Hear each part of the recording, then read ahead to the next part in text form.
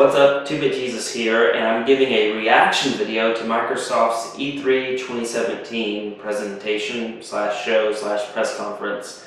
I don't know what to call these things anymore. I think they used to be press conferences, and they feel more like shows now, or big infomercials slash advertisements. Anyway, Jonathan was going to be here with me, but unfortunately he was not able to come, but later on this week we will be giving our full thoughts on Microsoft, Sony, and Nintendo's E3 shows. But with that out of the way, I wrote down some notes, so let's get into it. Let's go ahead and get the elephant out of the room first. The Xbox One Project Scorpio now has a name. It is the Xbox One X. And it's kind of a meh name. I'm not too thrilled with it. It kind of reminds me of going from the Wii to the Wii U. It's very, very unoriginal and bad in my opinion. But I get it. You're wanting to keep it, and you're wanting to keep the Xbox One family of consoles. You have the original Xbox One, which I think we can all agree by now it's out the door. It's gone. They threw that thing in a river somewhere, and you could even tell because during this whole press conference, whenever they would show their consoles, when they're like, here's the Xbox One X, and right next to it is the Xbox One S. So the original OG Xbox One is gone. They are done with it. I mean, of course they're still supporting it. You can play any Xbox One game out there, but as far as then manufacturing and what they're going to put on their advertisements, it's going to be the Xbox One S and the Xbox One X. See, I almost called it the S there. I can easily see there being a confusion here. I can see a kid saying, hey, Dad, Mom, I want an Xbox One X for Christmas. And they're like, okay, we'll get you one. And they go to the store, and I can easily see them just going, oh, Xbox One S. That's what they said, because X and S, they're very similar. I could see a lot of kids being disappointed this holiday season. Anyway, with that being said, let's get to the from what they showed, what it could do. It looked really good. I was actually streaming it on a 4K TV, but then again, I can't remember where the stream quality was, so I might not have even been getting the full benefit, of this. I'm pretty sure on the showroom floor there that you're going to be able to, that you'd be able to see the, full fidelity of 4K, if you will. And that's another thing through their whole conference they reminded you of was this is a 4K, 4K, 4K, 4K.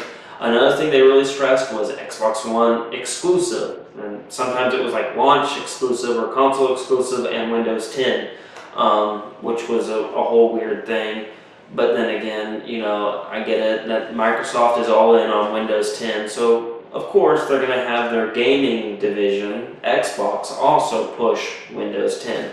So to me that, does that hurt your console a little bit? I think so, because a lot of people are going to go, oh, I can get this on PC, but then again, Sony does it all the time, and for some reason gets a pass when it comes to, oh, this is also on Steam, but it's a console exclusive to PS4, and everyone's like, oh yeah, it's exclusive to PS4. No, it's not. It's on PC. So, anyway, I don't really care. I get it, Windows 10. I have an Xbox, so I'm going to get it on Xbox. That I don't mind about. And it looked, from what I saw, it looked really good. The price point is a little steep, but then again, keep in mind, Phil Spencer and everyone at Xbox has been saying for a freaking year now, it's a premium console. It's a premium console over and over again. So the $499.99 price point is not that bad to me. I was actually expecting like $600, $600, $700. It's actually cheaper than what I thought it was going to be. So for me, the price point's not that bad. There's a couple of things I see that could be wrong. Not wrong, that could be bad. The PlayStation 4 Pro, I believe, is $399.99 new, and they're going to do a price cut. It's been out for, by the holidays, it'll have been out for a year, so they're probably definitely going to do a price cut. So it's going to be even more competitive, and then also they get to say, hey, PS4 Pro does 4K too, and it's $100 cheaper. And especially because Sony, this is the other problem that I'm going to get into. Sony has a game like tongue tie there. They have Horizon Zero Dawn right there, which is a game that looks beautiful on the PS4 Pro and really takes advantage of high dynamic range and all that good stuff. So they can easily, I can see this holiday season, them being like, it's $100 cheaper, bundle Horizon with it, and be like, look at this, you can get a true 4K gaming experience for $100 cheaper than you could with the Xbox One X. And here's the other part I'm going to get into it. Not a whole lot of exclusive games. I mean, eventually we're going to get there. I mean, I'm sorry, folks, but people who are holding on to their Xbox One S's, or like me, an original Xbox One, eventually Microsoft's, especially once they sell enough Xbox One X's, they're going to be like, oh, well, here's a game that exclusively takes advantage of 4K, and you're only going to be able to play it on the Xbox One X. It's going to happen. It's just a matter of time. Same with the PS4 Pro, by the way. Sony's eventually going to get to the point where, like, hey, we need to fully take control of this hardware, and also having it on the original PS4 is holding us back. It's going to happen with these console mid-gen console upgrades. But this is this one I can see as a problem for Microsoft, and why I don't know why. I mean, they had a lot of great games. We're about to get into the games, but they had a lot of great games that they showed, but nothing really that wowed me. That really kind of was like, oh my gosh, this is a huge huge blockbuster exclusive, and nothing that would really sell a whole lot of people on getting the Xbox One X. It's like, ooh, you have a really nice system, but I really don't feel through this whole conference they really showed it off. They really showed off a lot of games, but ultimately, I'm like, I'm interested, but I can easily see most people, I don't think are going to be I don't think they gave enough of a reason for people to spend $500 on a piece of hardware. They didn't give them anything exclusive that they can't already get with their Xbox One S, or they don't already have with their PS4. They really didn't give anything there. But I'm going to go ahead and get into the games. Lots of indie games. I know people have been complaining for like the last few years that they don't really support indies. Well, Microsoft heard you and decided to overcompensate. We're getting tons of indie games. For one, Cuphead finally has a release date. Thank God. I've been more excited for Cuphead than a lot of AAA games. So I'm excited. It's only $20, and it's coming out this September. I can't wait for that game. It's awesome. I wrote down a few games here that they showed last night, which has this kind of... It reminds me a lot of Blade Runner, so I think they're trying to jump on that because, that new Blade Runner movie is coming out, so maybe they're kind of trying to jump on that and move forward with that. What the fuck am I talking about? I think they're trying to jump on that, hey, I got that Blade Runner movie coming out, let's make a Blade Runner type of game. But also they do this weird thing, it's a pixel game, but also in some parts it looked 3D, and it's just like layers and layers of, I guess, a pixel art. It's hard for me to describe. You just have to watch the trailer, but it's just like, it's a pixel, kind of reminds me of like a 16-bit era game, but it's also feels three-dimensional. It feels like, there's layers upon layers in it. You can be walking and the character's in his apartment, but also the camera was out on the street and then goes into the apartment, and everything feels like it's fully 3D, but it isn't. It's like pixel. It's hard for me to describe. Just watch the trailer. It looks very intriguing. I want to see a little more to see what the gameplay is like. I don't know if it's a point or click, or if it's a kind of action game. I don't. The trailer doesn't really tell me much about the gameplay, but it looks very intriguing.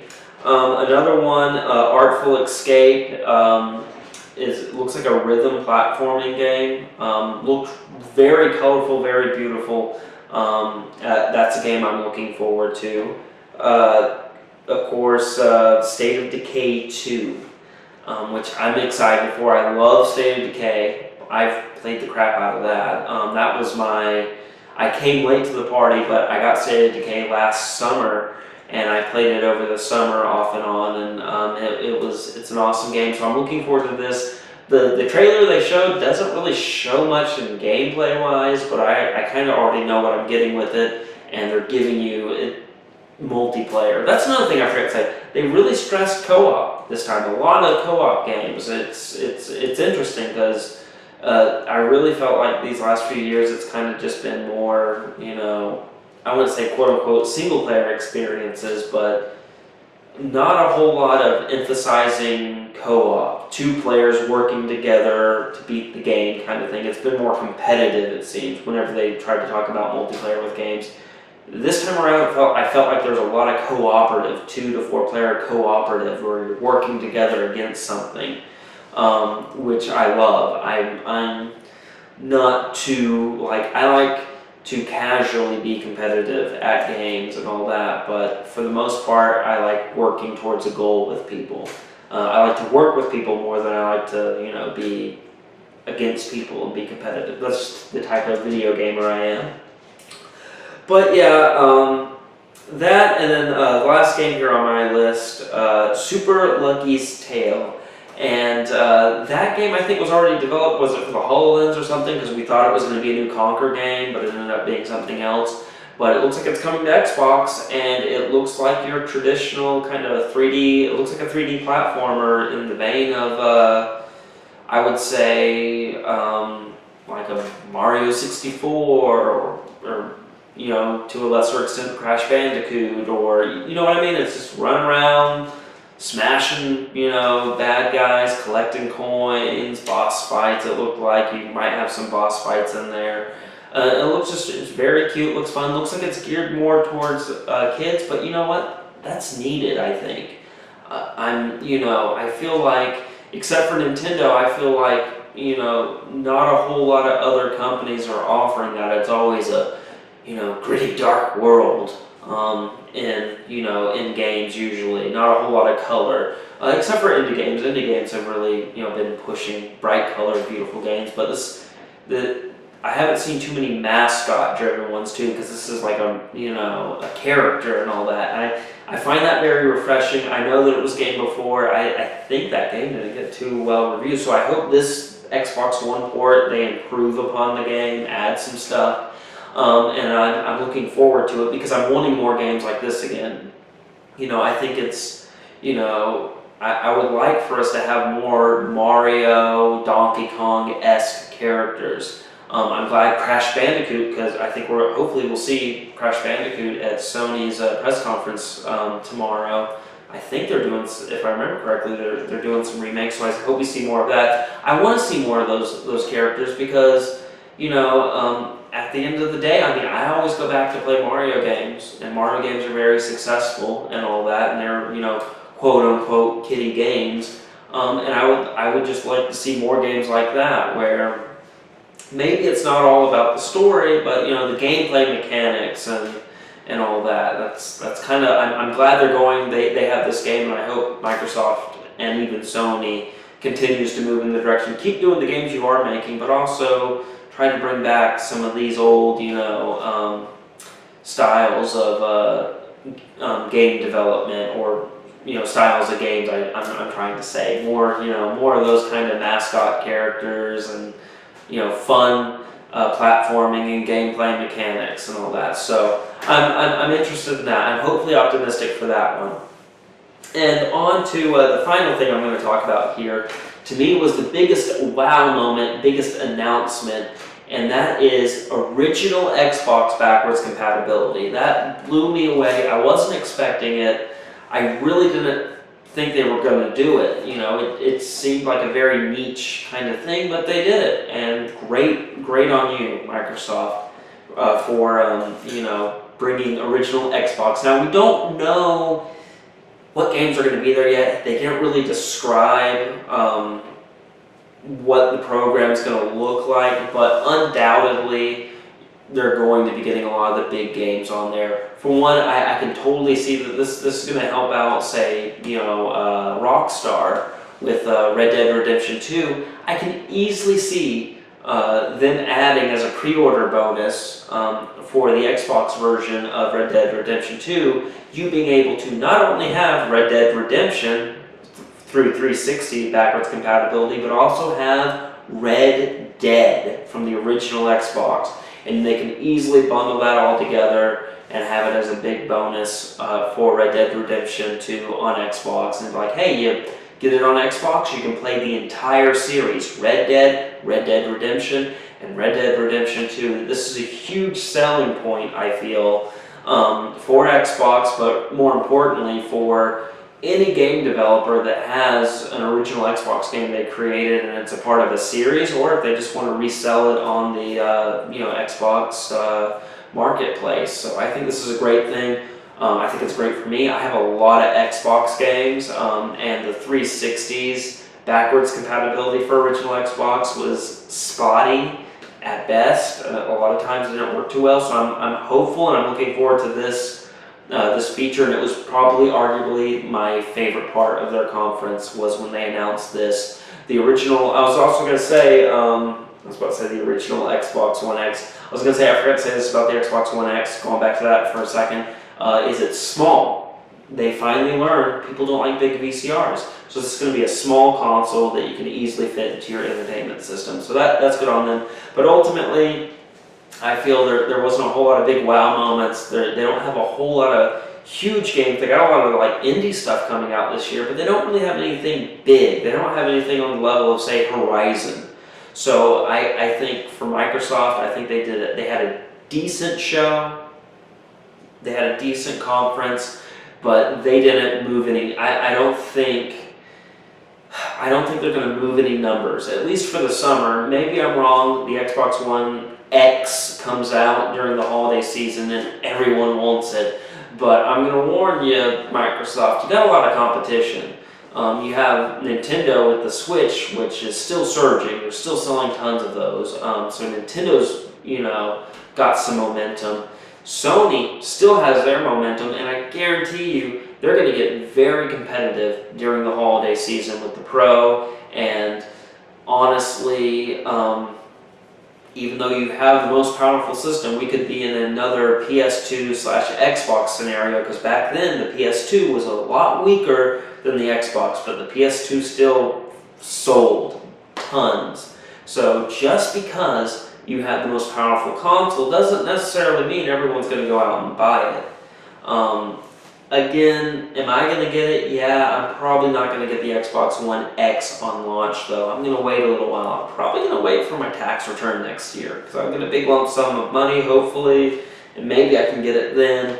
We'll see. Again, Xbox, Microsoft, you had a decent conference. You didn't really do anything that wowed me. I would actually say the beginning of your conference was good, and you kind of petered out, and it kind of, honestly, in my opinion, for me personally, the show towards the middle/end of their show was kind of crappy. They really just dropped the ball, and they never recovered midway through their show.